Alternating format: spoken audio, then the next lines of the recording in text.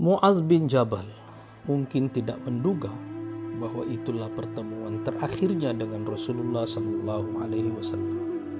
Beliau bercerita, saat itu beliau diutus oleh Rasulullah SAW ke Yaman sebagai dai dan pemimpin yang bertugas menyebarkan Islam di wilayah itu.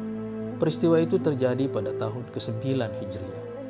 Beliau sudah berada di atas kudanya dan diantar oleh Rasulullah SAW sambil berjalan kaki. Lalu tiba-tiba Rasulullah SAW berkata kepadanya, "Wahai Mu'adz, mungkin kamu tidak akan menemuiku lagi setelah tahun ini. Kamu hanya akan melewati kuburanku dan masjidku." Lalu Mu'adz menangis terseduh-seduh karena mengetahui bahwa dia akan berpisah selamanya dengan Rasulullah SAW. Tapi Rasulullah berkata kepadanya, "Jangan menangis wahai Mu'adz, karena tangisan itu dari syaitan."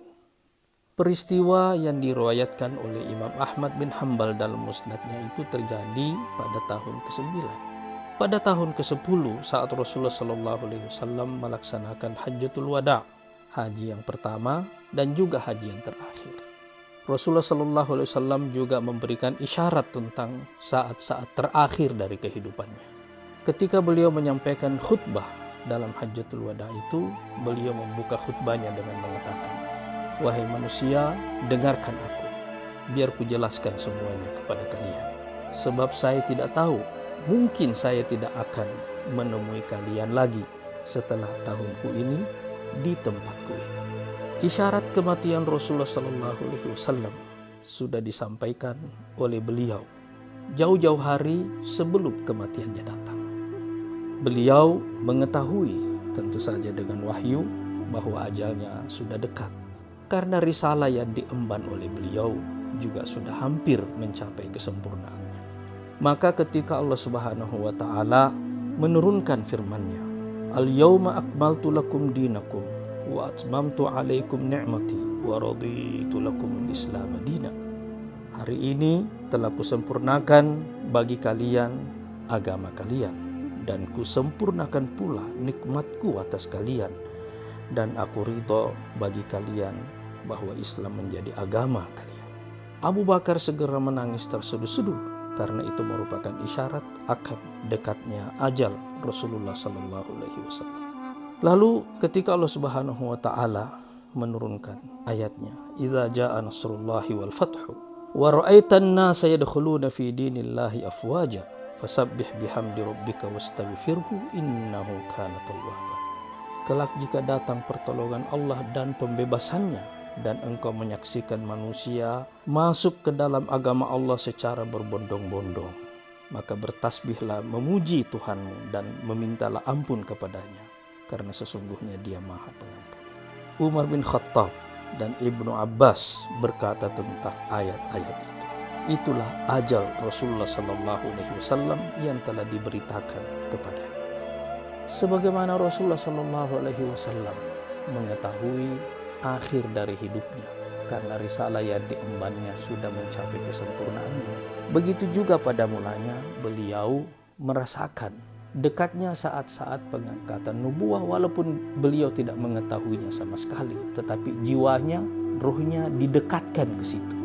Aisyah radhiyallahu anha meriwayatkan bahwa menjelang umur 40 tahun, summa hubbiba ilaihil khala', kemudian dibuatlah beliau mencintai perenungan, suka menyendiri. Wa kana yakhlu bi ghari Hira fayatahannasu fih, dan beliau selalu berkhalwat di gua Hira dan beribadah di dalamnya.